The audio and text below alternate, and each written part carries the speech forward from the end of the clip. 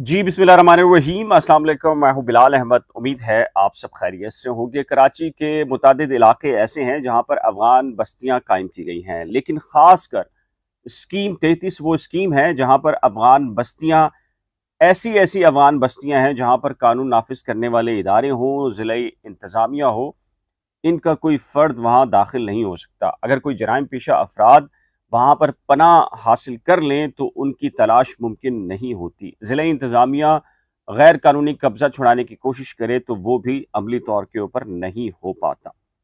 सूरत हाल यहाँ तक ख़राब हो चुकी है कि अब हाई कोर्ट के जजेस भी इज़हार बेबसी करते दिखाई देते हैं और कहते हैं कि हम फैसले कर रहे हैं, लेकिन ये कब्ज़े ऐसे हैं कि जहाँ पर इन कब्ज़ों को कोई हटाने वाला है और ना ही अफ़गान बस्तियों के अंदर कोई मामलात को देखने वाला मौजूद है।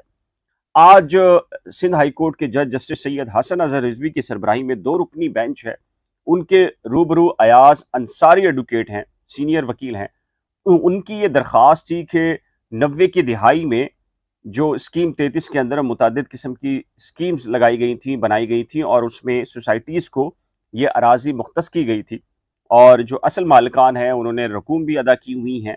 लेकिन वहाँ पर फिर एक के बाद दूसरी और दूसरी के बाद तीसरी जो अफ़गान बस्ती है, वो कायम की गई और सूरत हाल अब यहाँ ऐसी है कि जो 90 के अशरे में फ्लैट्स बनाए गए थे इम्यूनिटी प्लॉट्स से, जिसमें रफ़ाही प्लॉट्स कह लीजिए, स्कूल्स के, पार्कों के, दीगर उन तमाम के ऊपर एक के बाद एक के ऊपर कब्जा हो चुका है और वो पार्क और खेल के मैदान बनने के बजाय वहाँ पर अफ़गान बस्तियाँ कायम हैं। अब वहाँ पर रिहायशी आबाद हैं और वहाँ पर किसी भी किस्म की कोई कार्रवाई नहीं होती।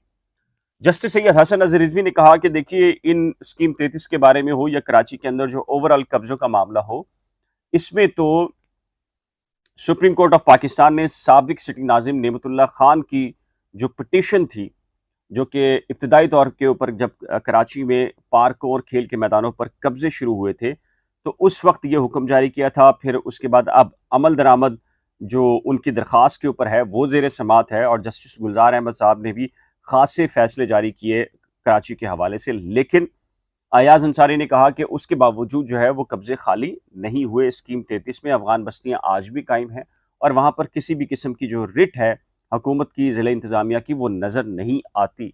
और ये जो फ्लैट थे वहाँ पर बनाए गए थे मुतअद्दिद स्कीमों के तहत, सोसाइटीज़ के तहत, या पार्क और खेल के मैदान रखे गए थे, उन सब के ऊपर कंस्ट्रक्शन हो गई और अब वो कंस्ट्रक्शन पक्की हो गई है, मजबूत हो गई है और अनफॉर्चुनेटली जो ज़िला इंतज़ामिया है वो भी कार्रवाई नहीं कर रही।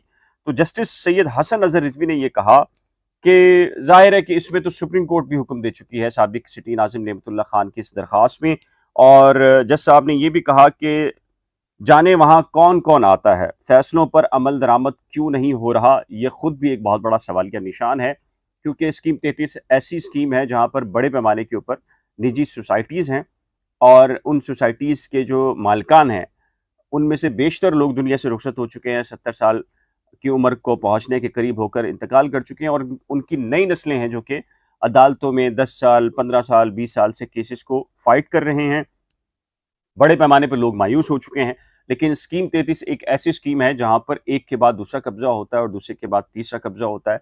कहीं अफ़गान बस्तियाँ हैं और कहीं पर फिर अब जो गोट हैं वो गोट बनाए जा रहे हैं। और जस्टिस सैयद हसन अज़हर रिज़वी साहब ने बहुत तफ़सील के साथ इसमें जो गोट बनाए गए हैं, स्कीम 33 हो या अतराफ़ के अंदर कराची में, उसके हवाले से भी ख़ासे रिमार्क्स पास किए, सख्त रिमार्क्स पास किए और उन्होंने कहा कि जो कराची है उसमें जानबूझकर एक मनसूबाबंदी के तहत जो गोट आबाद जो इदारा है, डिपार्टमेंट है, वो बाकायदा गोटों को, नए गोटों को बना रहा है। हालांकि जो गोट आबाद स्कीम आई थी माजी के अंदर, वो पुराने जो कराची में गोट थे उनको मुस्तकिल रेगुलराइज करने से मुतल्लिक थी, लेकिन उसकी आड़ में, उस स्कीम की आड़ में कराची में एक के बाद दो और दो के बाद तीन और इस तरह बेशतर बेशुमार मकामात के ऊपर गोट बनाए गए और ये तमाम के तमाम जो गोट हैं वो भी गैर कानूनी हैं। तो अब जो ये वाली दरख्वास्त थी अफगान बस्तियों से मुतल्लिक, इसके ऊपर अब अदालत ने जो केडीए है, एडवोकेट जनरल सिंध है और सिंध हुकूमत है, उसको नोटिस जारी किए हैं और उनसे ये जवाब तलब किया है। लेकिन एक बड़ा सवालिया निशान ये है कि अदालतों के अंदर बेशुमार इस तरह के केसेस हैं जो कि स्कीम 33 से मुतल्लिक हैं या कराची के मुतअद्दिद मकामात के ऊपर जो कब्जे हैं।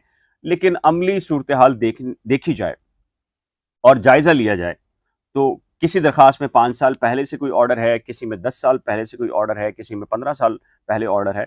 और अनफॉर्चुनेटली होता क्या है, ये सिस्टम इतना करप्ट हो चुका है कि जैसे ही अदालत कोई ऑर्डर जारी करती है कि आप ऑपरेशन करें, और ऑपरेशन के लिए टीम वर्क होता है, ज़िले एडमिनिस्ट्रेशन उसको प्लान करती है और वो वहाँ पहुँचने के लिए निकलते हैं, तो खुद पुलिस डिपार्टमेंट के अंदर या ज़िले इंतज़ामिया के अंदर से ही लोग ऐसे मिले हुए होते हैं लैंड माफिया से, वो फ़ौरन ही उनको अपडेट करते हैं कि फ़लाँ जगह पर, फ़लाँ मकाम के ऊपर, फ़लाँ टाइम के ऊपर ये ऑपरेशन होगा।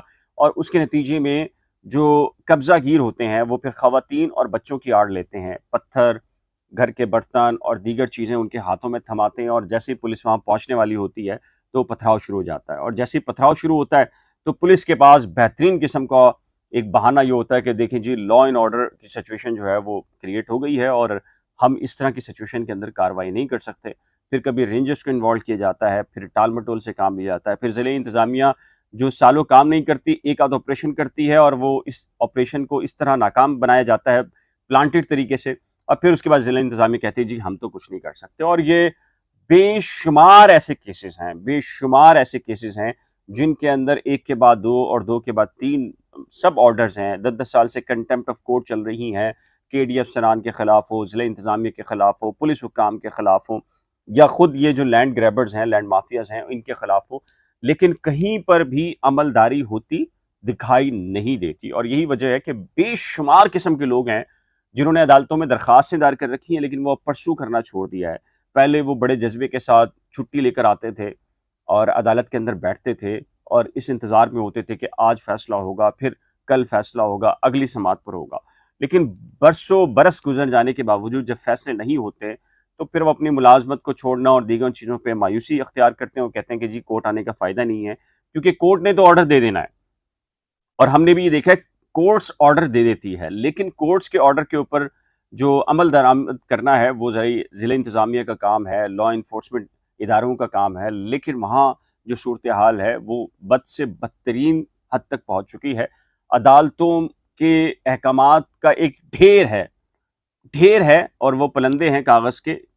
बड़ी अहमियत है आइन और कानून की नज़र में, लेकिन जो ज़िला इंतज़ामिया है, ये जो लैंड ग्रैबर्स हैं, उनके नज़दीक उनकी किसी भी किस्म की कोई वुक़्क़त माज़रत के साथ नज़र आती नहीं है, क्योंकि उस पे कोई अमल दरामद होता दिखाई नहीं देता। और ये आज जो ये पिटीशन अयाज़ अंसारी साहब जो पेश हुए थे, तो उनकी जानिब से थी, तो इसके ऊपर अब अफ़गान बस्तियों के क़याम, और बल्कि उन्होंने ये भी कहा कि जो अफ़गान बस्तियाँ हैं, ये पाकिस्तानी नहीं हैं। इन्होंने अगर कब्ज़े कर रखे हैं, तो ये बड़ा ही अलार्मिंग सिचुएशन है और यहाँ से जराइम पेशा अफ़राद और दीगर मामलात होते हैं। तो इसके ऊपर उन्होंने ये कहा कि इसको तो फौरी तौर पे ख़त्म होना चाहिए, और पाकिस्तानियों की ज़मीन के ऊपर जो है गैर मुल्की अगर अफ़गानी आकर बैठे हुए, तो ये तो मामला बहुत संगीन हो चुका है।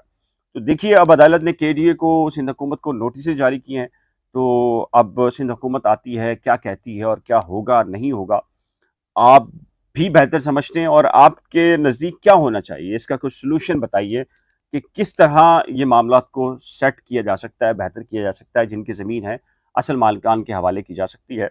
नीचे दिए गए कमेंट सेक्शन में अपनी कीमती राय का इज़हार ज़रूर कीजिएगा। एक नए ब्लॉग के साथ जल्द मिलेंगे, लेकिन जाने से पहले रिक्वेस्ट है कि अगर आपने करंट अफेयर्स विद बिलाल और नई खोज को अभी तक सब्सक्राइब नहीं किया, तो बराए करम सब्सक्राइब, वीडियो को शेयर, लाइक और बेल आइकन को लाज़िम प्रेस कीजिएगा। खुदा हाफ़िज़।